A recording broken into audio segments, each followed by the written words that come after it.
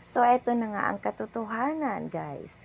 Magkano nga ba ang ginastos natin sa Dolomite na yan? 389 million initial costs ng 2020. At nagdagdag ng 265 million sa second phase ng 2021. At ito ay kasagsagan ng pandemic. Nang sabi ni Duterte, hirap na hirap tayo. At kung itatanong nyo ang maintenance ngayon sa kada linggo, magkano ang ginagastos? Tanong nyo si Hani Lacuna. So yan ang pinagmamalaki ninyong Duterte? Yan ba ang pinagmamalaki ninyong legacy kuno ni Digong Duterte? Ha? Saan dyan?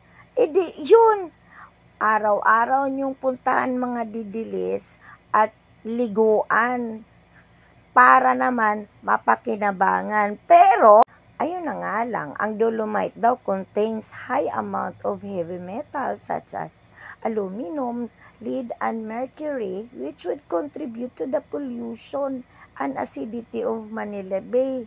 So, pinagmamalaki yung legacy yan, my God. O siya, ganito na lang, liguan nyo. Ngunit datapwat bagamat, sinasabi din may environmental concern ang Dolomite because Dolomite Beach in Manila Bay is not swimmable. O siya, wag na lang kayong maligo. Oo, punta na lang kayo doon, mag-selfie-selfie. Ngunit eto na naman, pag hindi kayo naligo at mag-selfie-selfie lang naman doon para may pakinabang nga ang Dolomite ng Tatay Digong nyo, ang sabi dito, potential acute effects, inhalation dust in high concentrations may irritate the respiratory system.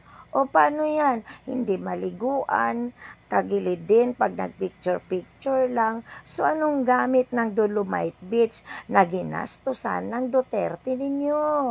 Kaya ayan, ipagmalaki ang legasiya ng Rodrigo Roa Duterte ninyo. Ganyan kabubona kayo.